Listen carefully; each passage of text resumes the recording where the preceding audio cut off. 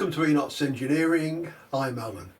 In today's video I'm making this little device. It's a block that allows you to set your tool to centre line without having to take the job out of the lathe. If you're working between centres, you can still reset your tool without moving the part.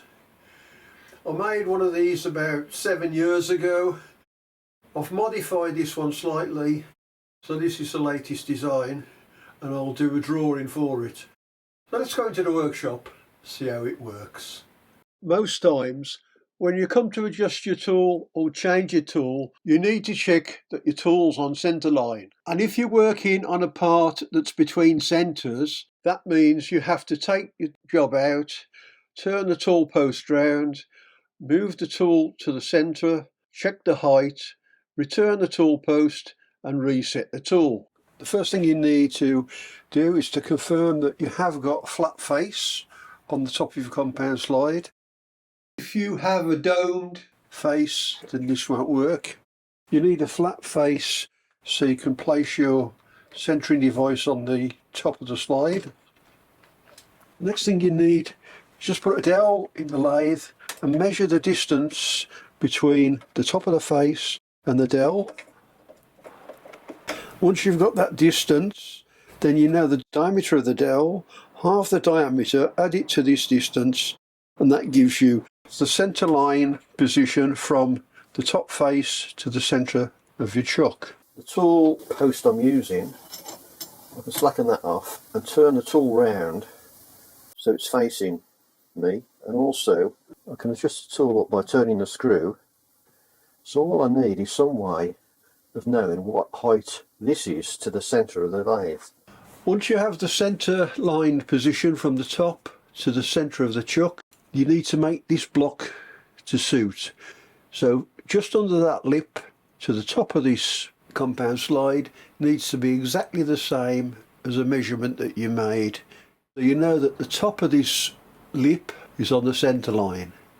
All this screw does is hold the dial indicator in position. And you just need the dial indicator to protrude about 2 turns on the dial, just so you know you've got a reading. So now we know that the centre of this lip is on centre line. So let's start to make the part.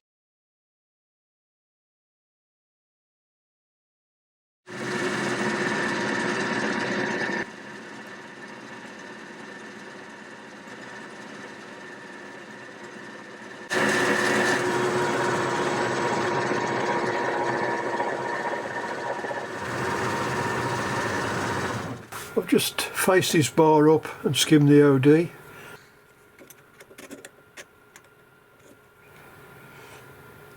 .5.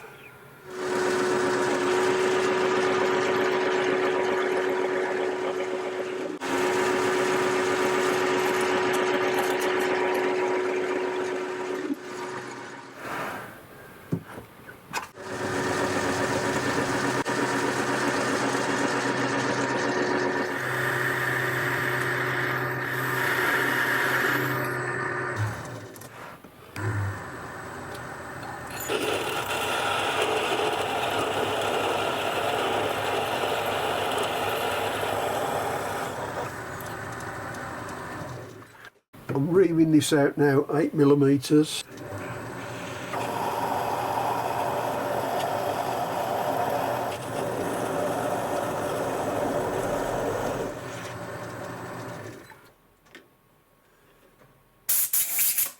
And that should fit the dial indicator. I've just changed to my boring bar. What I want to do on the face is just relieve it like this. This is the original one I made, so that this, when it's touching the surface, only locates on the outer edge.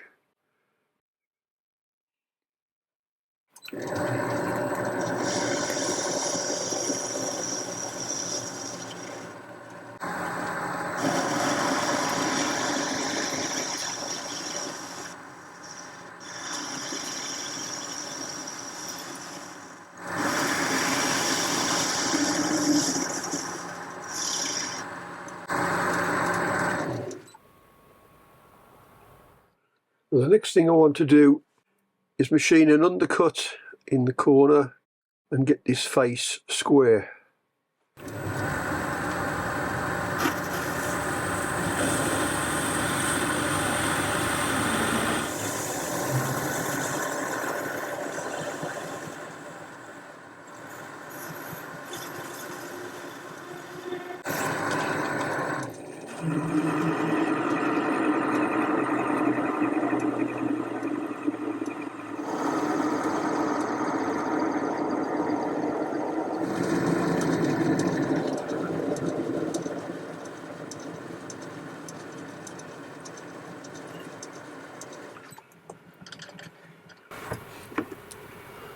So I've parted it off, turned it around, put it back in the 3-jaw chuck, and what I want to do is make this end like this.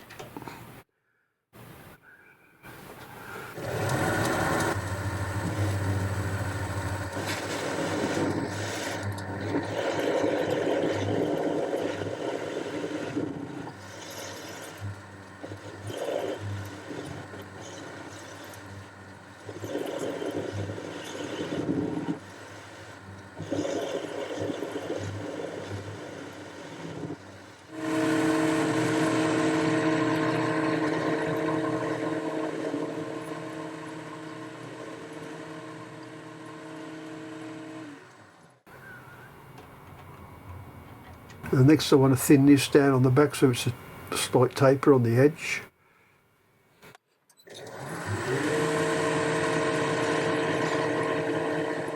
A slight countersink or chamfer on the edge. All that's for is so when the dial indicator goes in, the top touches the body of the dial indicator and not the bezel.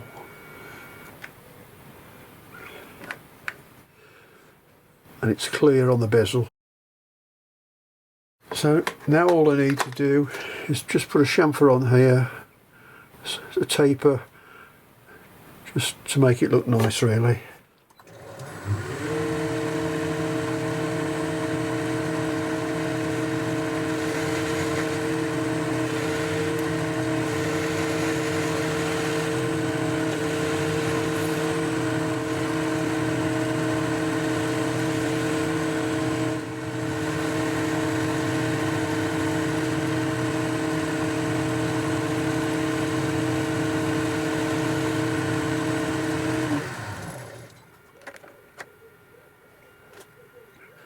So that dial indicator locates on the body of the dial indicator, and you can still turn the bezel, so that's clear. Need to drill and tap a small hole. First of all I'll centre drill.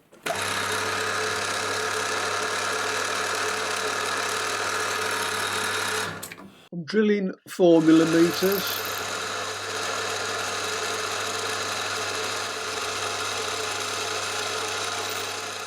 Tap an M5 thread.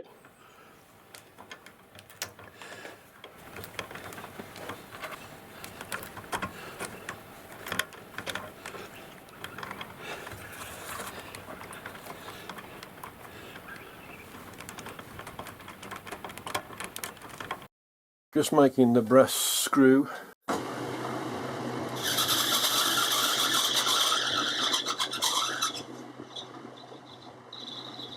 I'm using an M5 die to finish the thread.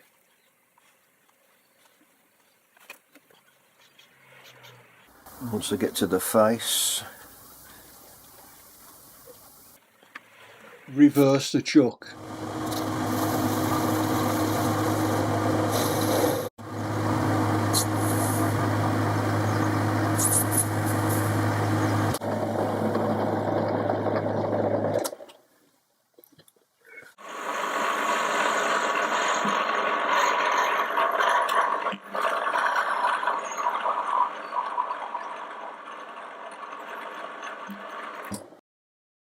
And that's a small brass screw to hold the dial indicator.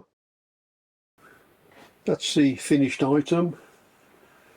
All I need to do now is put the dial indicator in the top, the tool on the left, just slacken the holder off, turn the unit round until the tip of the tool is over the top of your compound slide, and lock the tool holder. Put your dial indicator on the end. Just put the lip of the dial indicator fixture over the tool. Now you can see it's just on 0, so raise your tool until that tip touches the dial indicator. Just moved it there, and lock it. Now I know that tool now is 2 thou above centre height. If you're fussy, you can lower it a bit further. That's 1/2 thou above centre height. Take that away. Rotate the tool back into the correct position. Lock it, and that's ready for turning. Oh well, that's it for today. Thanks for watching. Hope you enjoyed it, and we'll see you next time on Enots Engineering.